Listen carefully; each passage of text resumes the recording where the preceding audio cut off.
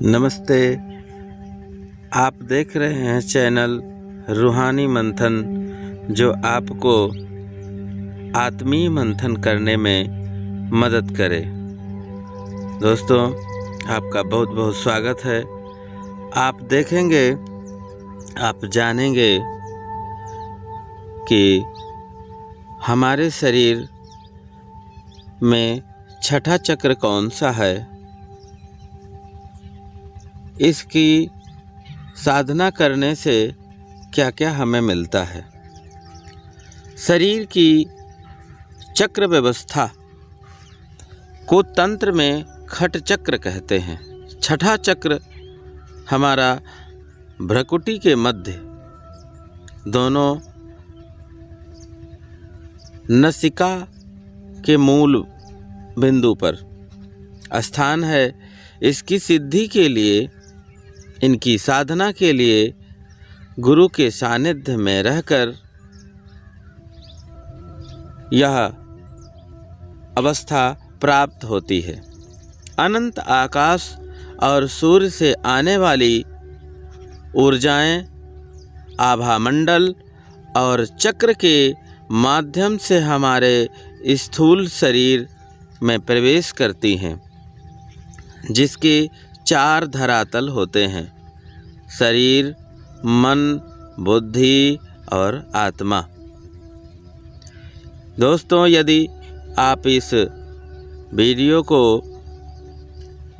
Skip न करके last तक देखेंगे तो एक बेहतर टिप्स देने वाले हैं, और अपने आप को शांत करके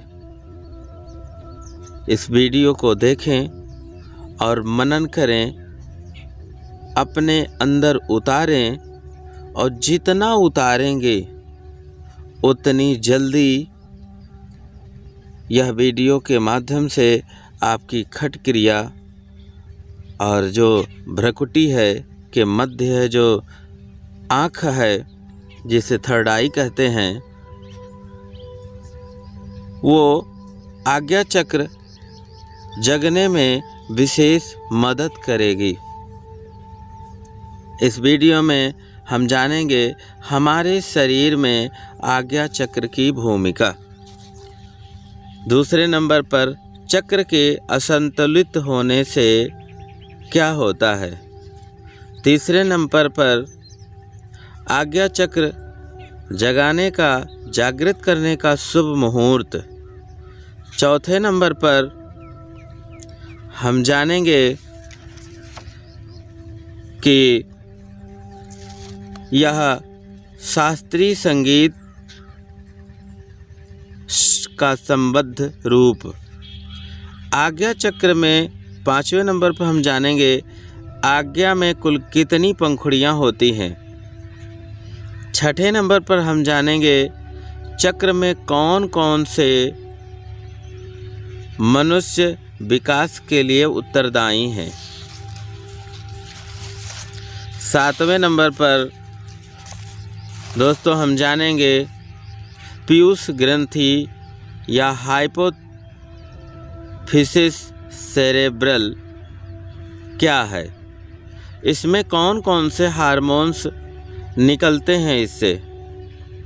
और 8वें में हम जानेंगे किस मंत्र के द्वारा आज्ञा चक्र जल्द जागृत होता है, और इसमें इस आज्ञा चक्र के स्थान पर कौन सा देवता निवास करता है, और इसके रंग कौन कौन से हैं, किसके द्वारा इसकी पहचान होती है। दोस्तों, यह चक्र पहले हमारे शरीर में आज्ञा चक्र की भूमिका।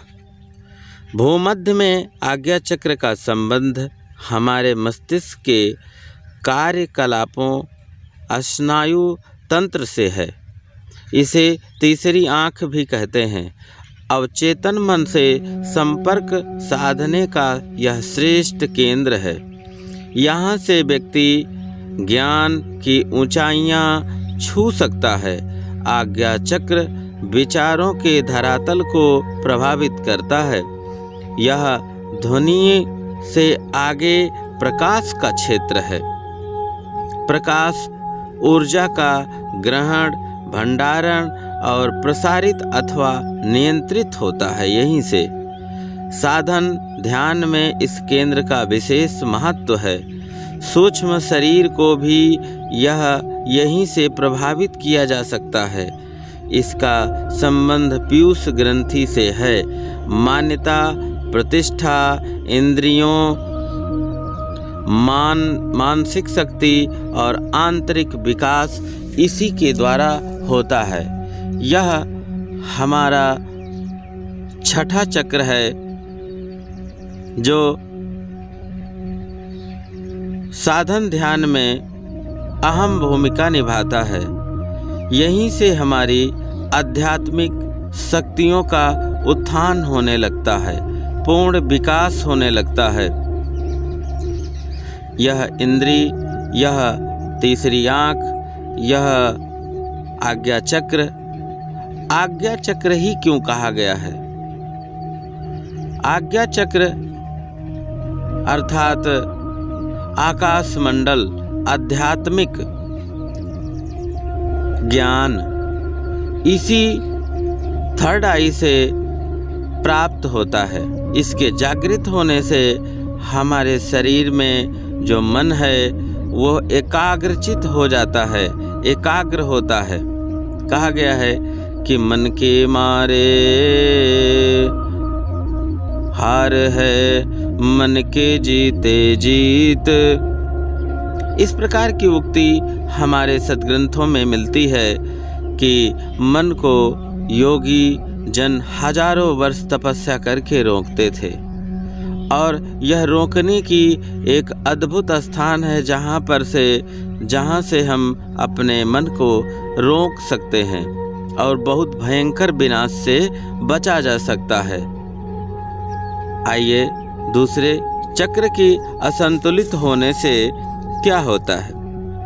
इस चक्र की विकृति होने पर माइग्रेन, मानसिक थकावट, मस्तिष्क ट्यूमर, मस्तिष्क कैंसर, ब्रेन हैमरेज और चक्कर आना और आपका अनिद्रा और अशांत सा रहना, पागलपन, इस प्रकार के अनेक रोग का उद्भव होता है इसके असंतुलित होने से। आइए मित्रों, तीसरे नंबर पर जानेंगे शुभ मुहूर्त। आज्ञा चक्र को जागृत करने के लिए हमारे शरीर में 7 चक्र होते हैं, परंतु इनको जागृत करने के लिए 3 शुभ मुहूर्त होते हैं। नवरात्रि के छठे दिन आज्ञा चक्र का दिन होता है, जागृत करने का विधान है। वैसे तो प्रत्येक दिन ब्रह्म मुहूर्त में बैठकर सहज योगाभ्यास अर्थात पलहथी मारकर मेरुदंड को सीधा करके और दोनों हाथों के अंगूठा और तर्जनी को अपने पलहथी पर रख करके और श्वासों पर गौर करें। श्वासों पर गौर करते हुए स्थित हो जाएं और अपने शरीर को कंधे के नीचे जितनी अंग हैं उनको शिथिल कर दें, उनको ना जाने, आभास ना करें और सीधे हम अपने मन को केंद्रित कर लें कि भ्रुकुटी स्थान पर जहाँ हम टीका लगाते हैं, जहाँ हम औरतें बिंदी लगाती हैं, वहाँ पर हम ध्यान कर लें और ध्यान लगातार कम से कम यदि 30 मिनट के बाद यदि 30 मिनट हम ध्यान लगाते हैं उसी स्थान पर लगातार, तो आगे चलकर मित्र आपको हम बताएंगे कि इसका मंत्र क्या है। और वहाँ पर 30 मिनट यदि ध्यान लगा देते हैं तो आपके शरीर की सारी इंद्रियां, सारी चीज़ें शिथिल हो जाती हैं, अर्थात शांत हो जाती हैं और हमारा मन जो है भ्रुकुटी स्थान के मूल बिंदु पर, नासिका मूल बिंदु पर टिक जाता है। और टिकने से, लगातार यह प्रक्रिया करने से हमारा मन जो है एकाग्र होने लगता है। और तीसरा है, गुरु के सानिध्य में रहकर ऐसा करने से चक्र स्वयं, एक चक्र नहीं, गुरु के सानिध्य में रहने से हमारे मूलाधार, स्वादिष्ठान जितने चक्र हैं सहस्त्रार्थ तक, वो स्वयं ही जग जाते हैं उनकी कृपा से। गुरु को तत्वदर्शी होना चाहिए। और हम आते हैं चौथे पावदान पर। चक्र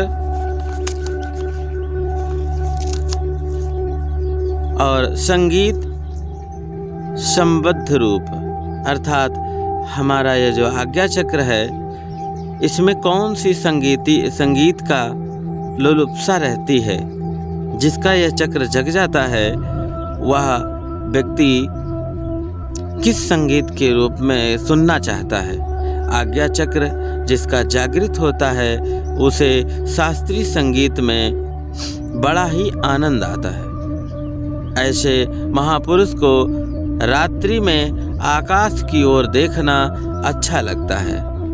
और इतना ही नहीं, ऐसे महापुरुष को पुदीना और चमेली की सुगंध बहुत भाती है। 5वें नंबर पर, आज्ञा चक्र में कुल कितनी पंखुड़ियां होती हैं? दोस्तों, आज्ञा चक्र में कुल 96 पंखुड़ियां होती हैं, 96। और 4 चक्र कौन कौन से हैं जो मनुष्य के विकास के लिए उत्तरदायी होते हैं? 6ठा नंबर, अनाहत, विशुद्ध, आज्ञा तथा सहस्त्रार्थ, ये पराभौतिक चक्र हैं जो मनुष्य के बौद्धिक और आध्यात्मिक विकास के लिए उत्तरदायी होते हैं। जैसे सोचना, समझना, विचार करना, कल्पना करना, दूर के व्यक्ति का कुशल समाचार जानना, भागे हुए व्यक्ति को बुलाना, भूमि के नीचे की वस्तु को यूं ही देख लेना, अपने से दूसरे शरीर में प्रवेश करना, मन की बातें जान लेना, तत्व के द्वारा रोगों की चिकित्सा कर देना, सभी देवताओं का प्यारा बन जाना, दुलारा बन जाना आदि विकास इस चक्र के जागृत होने से होते हैं। 7वें नंबर पर मित्रों, जाने आज्ञा चक्र पीयूष ग्रंथि या हाइपोफिसिस सेरेब्रल में कौन कौन से हार्मोन्स इस जगह से उत्पन्न होते हैं, जो अंतःस्रावी ग्रंथियों से निकलते हुए हमारे शरीर के विभिन्न आर्गन को निरोग रखते हैं। और यदि ये बढ़ जाएं, इनकी कार्य में विकृति आ जाए, इनकी कार्य में बाधा आ जाए, तो इस अनेक रोग की उत्पत्ति भी हो जाती है। पहला, अग्रवर्ती पीयूष ग्रंथि हम जानेंगे। अग्रवर्ती पीयूष ग्रंथि में GH विकास हार्मोन्स के नाम से जाना जाता है। दूसरा, प्रोलेक्टिन। तीसरा, एड्रेनोकार्टिकोट्रॉपिक हार्मोन्स जिसे HACTH के नाम से जानते हैं। थायराइड उत्तेजक हार्मोन्स। चौथा नंबर, जिसे TSH के नाम से जानते हैं। 5वां, फोलिकल उत्तेजक हार्मोन्स जिसे FSH के नाम से जानते हैं। 6ठे नंबर पर मोलानोसाइट उत्तेजक हार्मोन्स MSH के नाम से जानते हैं। ल्यूटिनाइजिंग हार्मोन्स जिसे LH के नाम से जानते हैं। आइए दोस्तों, अग्रवर्ती पीयूष ग्रंथि के बारे में हमने जाना। अब हम जानेंगे पश्चपाली पीयूष ग्रंथि के बारे में। पहला है एंटी डायरेक्टिक हार्मोन्स जिसे ADH के नाम से जानते हैं। पांचवा ऑक्सीटोसिन। ऑक्सीटोसिन नामक एक हार्मोन्स की उत्पत्ति इससे होती है। 8वें नंबर पर हम जानेंगे किस मंत्र के द्वारा आज्ञा चक्र जागृत होता है। आज्ञा चक्र जागृत होने के लिए हमें सर्वप्रथम व्यक्ति को सहज पलहती में, सहज ध्यान में, ब्रह्ममुहूर्त में, नवरात्र के दिनों में और गुरु के सानिध्य में जाकर के और बताए गए पूर्वोक्त बताए गए विधि के द्वारा और इसके योगाभ्यास द्वारा, साधनाभ्यास द्वारा इसको जगाएं। और इसका मंत्र है, बीज मंत्र है, मूल मंत्र है न, और ओम हम छम इसका बीज मंत्र है। ओम की ध्वनि कम से कम ना ओम हम छम इस प्रकार की लगातार ध्वनि होती रहे हमारे शरीर के अंदर, और केंद्र बिंदु पर ध्यान लगाएं, अपने आज्ञा चक्र पर ध्यान लगाएं और जानें इसका रंग कैसा होता है। जब आप थर्ड आई के सामने उस अग्नि शरीर की जो है, अग्नि 8 प्रकार की होती है। 8 प्रकार में जो एक अग्नि होती है जो सहस्त्रार्थ में होती है, एक जो होती है थर्ड आई में होती है। ये सभी अग्नियों का निचोड़ होता है। जब व्यक्ति ध्यान साधना लगातार करता रहता है तो उसकी थर्ड आई जब जागृत होती है तो उसके सामने तत्वों का दर्शन होता है। मित्र, तत्व क्या होता है? तत्वों का जब दर्शन होता है तो व्यक्ति आँखों के, ये दोनों आँखों से अलग जो आँख है, तीसरी आँख जिसे थर्ड आई कहते हैं, उससे जब व्यक्ति इस मंत्रों को उच्चारित करते करते इस मंत्र को अंदर पिरो लेता है श्वासों में। हमारा जो बाहरी माला है इसको ना करके हम अपने हाथ, पूरे शरीर, कंधे तक सारे अंगों को शिथिल कर दें।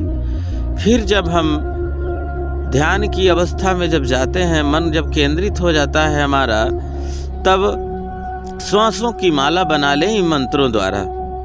आने वाली श्वास में, जाने वाली श्वास में श्वास प्रश्वास, श्वास प्रश्वास में इस मंत्र को रमा लें, पिरो लें। अब पिरोने के बाद जब हम ध्यान केंद्रित करते हैं, लगकर ध्यान जब केंद्रित हो जाता है तो इसमें से छित जल पावक गगन समीरा, इसके जो रंग हैं, ये सभी रंग आपको इस थर्ड आई के बाहर और अंतर दोनों ओर नज़र आपको में दिखने लगेंगे। पहला अरुण, फिर लाल, फिर उसके बाद दूसरा, फिर तीसरा। पहला सबसे पूर्व जो होता है वो काला दिखता है। काले के बाद जब थर्ड आई जब उद्गृत होती है तब आपको लाल दिखेगा। लाल के बाद ये सभी रंग, सारे पांचों तत्व के दर्शन और पांचों रंग के दर्शन आपको लगातार होना प्रारंभ हो जाएंगे। और शरीर को एक शांत जगह पर रखना चाहिए ताकि, और एक बंद सा कमरा हो जिसमें आप बैठ जाएं, और योगी जंगलों में, लेकिन वह भी सुरक्षित होकर ही योगी ध्यान में लगाएं, क्योंकि यह ध्यान कितनी देर तक चलता है यह स्वयं गुरु ही बता सकता है, ना कि अनुभवी बता सकता है कि यह कितनी देर तक साधनाएं चलती हैं। ये आपकी साधना 10 मिनट, 5 मिनट, 1 घंटा, आधा घंटा, 1 दिन, 2 दिन, 12 दिन, इस प्रकार बहुत दिनों तक हो सकती है ऐसी घटनाएं। इससे डरे ना, और लगातार यदि कोई फॉल्ट आता है, यदि कोई दिक्कतें आती हैं तो मेरे नंबर पर फ़ोन करें। कोई दिक्कत आती है तो पूछें। इससे होने वाले जो विकार होते हैं, हाँ, इसमें जो खंडन होता है, जो आप जागृत होने के बाद तुरंत उठ जाते हैं किसी के बोलने से, पहली बात तो यह है कि अपने परिवार में समझा दें कि जब भी ध्यान साधना हम करने जाएं तो हमें कोई हिला कर ना जगाए। और एक और ध्यान करने की अवस्था के बारे में हम बताते हैं, जो लास्ट में बताए थे आपको कि हम एक टिप्स देने वाले हैं। दोस्त, गौर से संपूर्ण वीडियो को बार बार देखें और मनन करें। और एक टिप्स जो है वो ये है कि जब आप ध्यान में बैठें तो अपने शरीर के नीचे अंगों को कैसे हम शिथिल करें, और थर्ड आई पर कैसे अपने ध्यान को एकाग्रचित करें। इसका एक तो मंत्र है, दूसरा तो हम जो बता रहे हैं वो टिप्स है, इतनी अद्भुत है, आकर्षक है और आपको आश्चर्यचकित कर देगी कि क्या ऐसा भी इससे होता है। जी, आप पलथी, जब सहज पलथी मारिए, पहला दाहिना पैर अंडकोश के नीचे, मूल ग्रंथि जो होती है इसकी शीशन की, उसके नीचे गुदाद्वार पर एड़ी को, अपने पैर की एड़ी को लगा दें। फिर दूसरा पैर उसके ऊपर। इस प्रकार करने के बाद दोनों हाथों के अंगुष्ठ और तर्जनी को मिला करके सीधे अपने पलहथी के घुटने पर रख करके सीधा अपना मेरुदंड सीधा कर लें। सीधा करने के बाद आपको अपने अंगूठे के प्रथम पोर पर ध्यान देना होगा। तुरंत प्रथम पोर पर ध्यान देकर सेकंड पोर पर ध्यान दें, फिर थर्ड पोर पर, फिर एड़ी के मध्य में एड़ी पर देखें, फिर उसके बाद मूल बंद, जो पैर का मूल बंद होता है वहाँ पर देखें, फिर अपने घुटने पर देखें, फिर धीरे धीरे करके ध्यान को खींचते हुए धीरे धीरे खींचते कमर पे, फिर कमर के ऊपर आए तो फिर पेट में देखें कि हमारी आंतें, बड़ी आंत, छोटी आंत, फिर जो है हार्ट, फेफड़ा और तिल्ली, स्प्लीन, इस प्रकार धीरे धीरे अपने अंगों को दर्शन करते हुए फिर ऊपर, फिर साइड में देखें अपनी जो 12 करके ये होती हैं आपकी पसलियाँ, इसको एक एक करके गौर करते आएँ। फिर कंधे पर गौर करें, फिर कंधे पर गौर करके फिर मेरुदंड के जस्ट पीछे चले जाएं सर्वाइकल की तरफ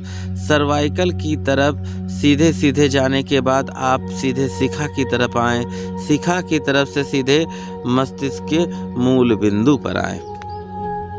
मूल बिंदु ब्रह्मांड से और नीचे आए, नासिका के मूल प्रारंभ की जगह पर, जहाँ पर भ्रकुटी, जहाँ पर त्रिनेत्र है, वहाँ पर ध्यान एकाग्रचित करके श्वासों की माला बनाएं। श्वास को अंदर ले जाएं। अंदर ले जाने के बाद जब निकालें तो उसको गौर करें कि कहाँ कहाँ से आ रही है या कहाँ कहाँ से आ रही है। मुश्किल से 10 मिनट से 5 मिनट बहुत है। इतनी देर यदि इस पर आप गौर कर लिए शांत हो करके, और शांत तो स्वतः हो जाएंगे यह क्रिया करने से, तो इस हो गए तो आपका ध्यान प्रथम दिन से ही आपका ध्यान एकाग्रचित हो जाएगा और थर्ड आई आपकी जागृत हो जाएगी। बोलिए जय सद्गुरुदेव, जय जय माँ आदिशक्ति जगत जननी जगदम्बा भवानी की जय।